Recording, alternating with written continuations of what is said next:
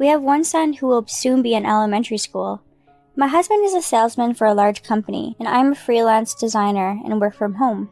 My husband and I met in a college club and got along great. At the time, I thought he was a very caring and gentle person, but that was just an outward appearance. When we got married, my husband started to show his true colors. My husband lived at home when he was a student. He had a father-in-law who worked in the office and a mother-in-law who was a housewife. That's why men are supposed to work outside the home. Women are supposed to stay at home and do housework and raise children and listen to men. He had such an entrenched mindset. When our son was born, he told me to stop working. My husband didn't make a lot of money, so it was troubling. We were going to buy a house in a few years. I decided to just take maternity leave and keep my job too. I was working from home. All the housework and childcare was my job. Even after my son was born, he is my property.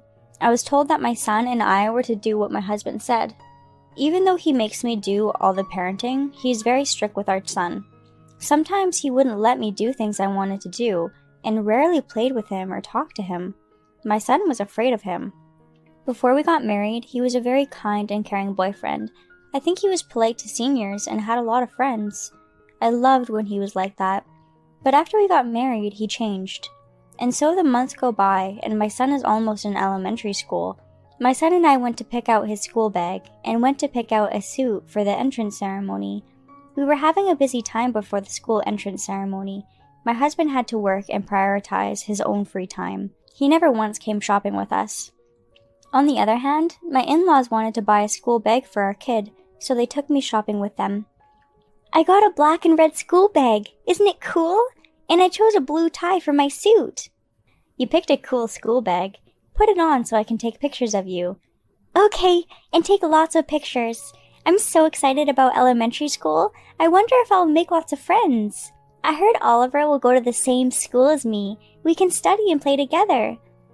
My son is talking happily over dinner. I felt really happy too. The entrance ceremony is a once-in-a-lifetime opportunity to see my son in his best light. I was really looking forward to it.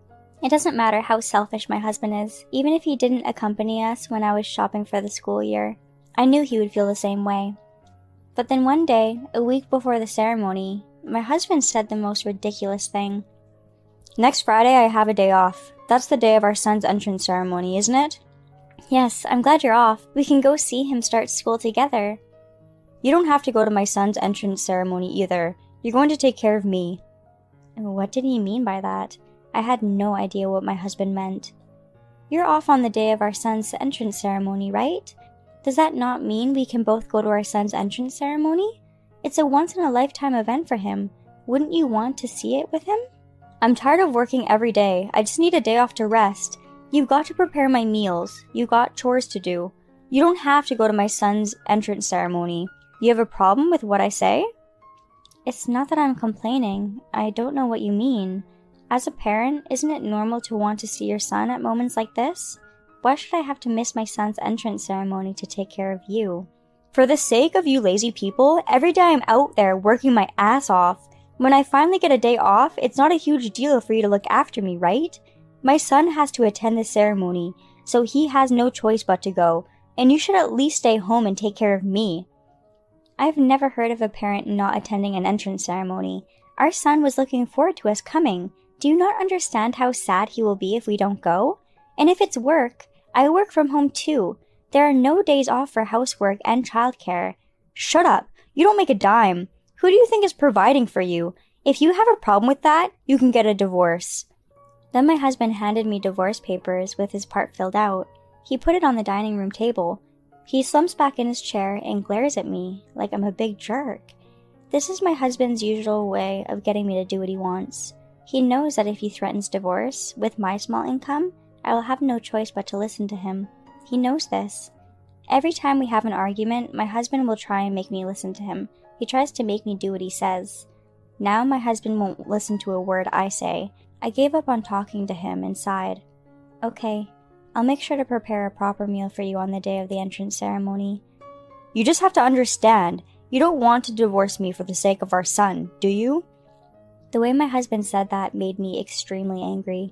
But you know, it's not time for me to do that yet either. I had to be patient and listen to my husband. I attended the ceremony by myself. My husband wouldn't get up until around noon on holidays. I prepared breakfast on the dining room table just in case. I sneaked out of the house while my husband was sleeping. I said I would prepare the food, but I never said I wouldn't go to my son's entry ceremony. I'm really glad I went. I was able to see how much he has grown. My son entered the gymnasium in a single file line. He looked bigger and more dignified than usual. At the entrance ceremony, they called out the names of the new students one by one. They all responded loudly and turned towards the parents' seats. I waited for my son's name to be called with nervous anticipation. Alex.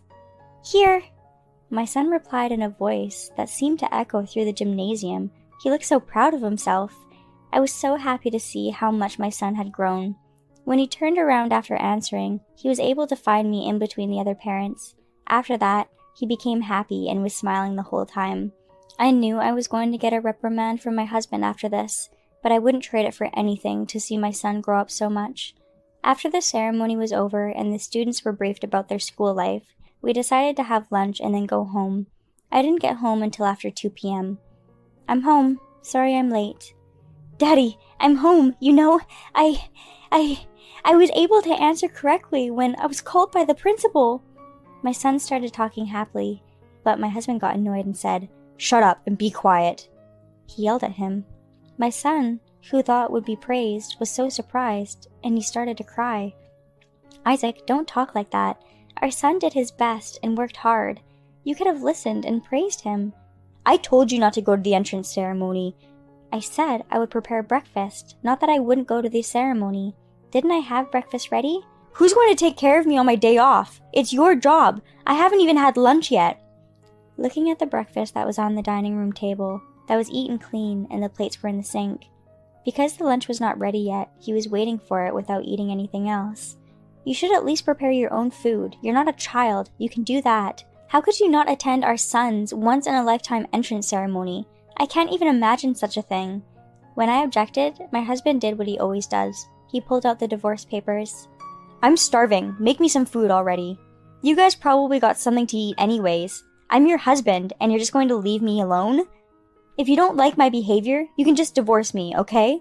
Here's your divorce papers to make me do your bidding again. I took it and put it in my bag. Come on now, take care of me. You can't raise him by yourself anyway. I still had no recourse against my husband. I had no choice but to accept my husband's selfish and unreasonable arguments. Well, it's difficult for me to raise him on my own. I'll try to think about life with you a little more. Right? You can't support yourself and your son by yourself anyway. I was filled with frustration too, but I had to soothe my crying son. But I'm not ready yet. With that in mind, I had no choice but to stay put and be patient. 3 months after entering school, when my son came home from school, he wanted to try something new. Mom, I wanted to learn to play soccer. We used to have so much fun playing soccer in gym and at lunch. My second grade friend told me. Oliver has been playing soccer since preschool. I wish I could go to soccer too. Soccer? That's great. Let's go to the soccer team's practice sometime. Really? Yay! Originally, when my son started school, I always thought if my son found something he wanted to do, I was willing to help him do it. So I was thinking about that. I was searching for information on nearby youth soccer teams. Soccer is crap. What a waste of money to send my son to learn something. My husband interrupted me from the side. Let him try something new for once. Let him do what he wants to do. After all, it's something he found and wanted to do all by himself. Isn't it our duty as parents to let him do what he wants to do? I asked him. When he starts taking lessons, he'll have to go out on weekends and holidays to practice and play games. That means you'll also be gone on the weekends. Who's going to take care of me during those times? I won't allow you to be gone every week. My wife and kids should only have to do what I tell them to do for a living. And my husband repeats his selfish and unreasonable statements again. Mom, can I play soccer? My son looked at me sadly, and my mind was made up. I understand your point of view, but I will let my son play soccer. I have no obligation to listen to someone who is not my husband. I'll let him do what he wants to do. I'm not your husband? What are you talking about? My husband looked like he didn't know what I was talking about. Did you not understand what I meant? If you don't believe me, shall I show you the proof? I produced a copy of my son's family register and mine from my bag and slammed it down in front of my husband's eyes. My husband's name is not written in the husband's column of that family register. The divorce papers were given to me at our son's entrance ceremony. I filled it out and submitted it on my side. What? What? What do you mean? Explain yourself. When you served me the divorce papers on the day of our son's entrance ceremony, I said I'd try to think about our life together a little more. I've thought about it, and this is what I've come up with. I've served you with divorce papers. Wait a minute. You can't be serious about a divorce. Go to the town hall and get a divorce annulled right now. I want you to take good care of me. I only wrote it to make you change your mind.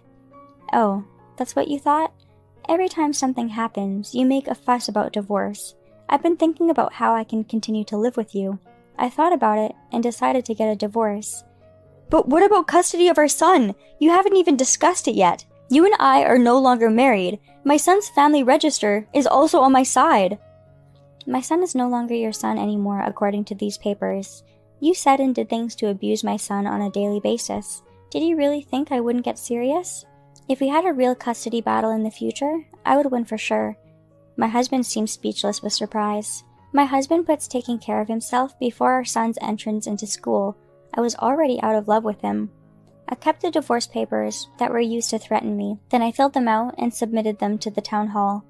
Now, I'm no longer married to you. Just because you're the husband and the parent doesn't mean you can treat us like this. You said you filed the divorce papers. How are you going to make a living after divorcing me?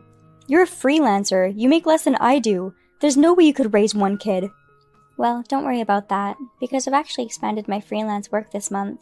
I'm getting paid more because of the expansion. I honestly make more money than you do. What? No, you didn't tell me about that. Of course I didn't. I never wanted to tell you.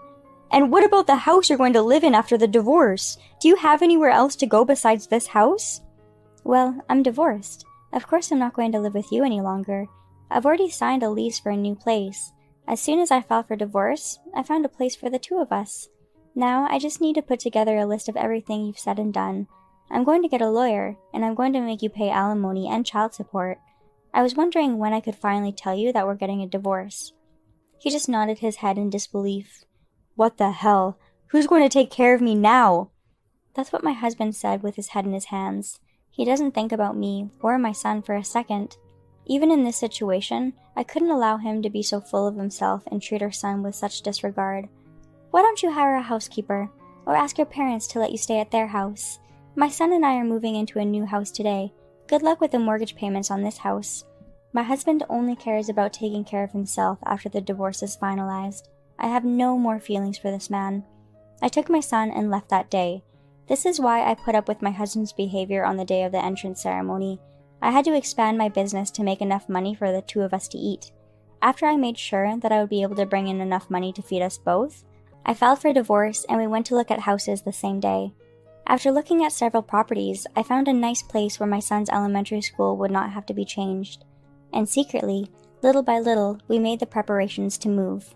I was waiting for the right moment to confront my husband with the fact that we had already divorced. I left home with my son and immediately went to find a lawyer's office to discuss money matters.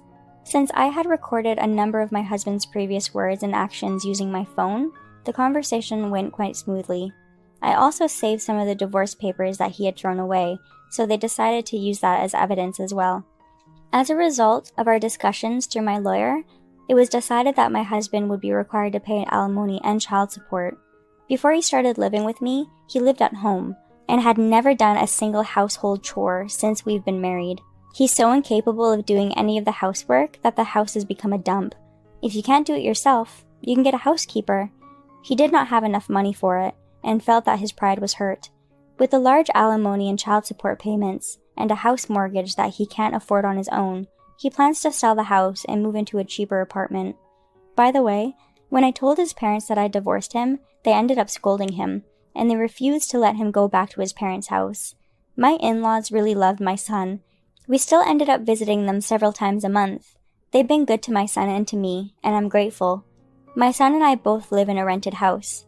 I work remotely, so I get to see my son grow up close and personal. I enjoy balancing housework and childcare. My son seemed to miss his father at first. He was always afraid of my husband, so he was unable to easily adjust to living with me. My son wanted to play soccer in his elementary school district. We found a soccer club that some of his friends also attended. My son happily attends that soccer club. Even though he's in first grade, they have games for younger children. Every weekday evening, I'm taking them to and from practice every day. On weekends, I'm busy cheering for games. My son seems to enjoy school and soccer. I'm more than happy for my son. I'm glad I left my husband, for my son's sake and my own. I continue to enjoy my son's growth and live a happy life.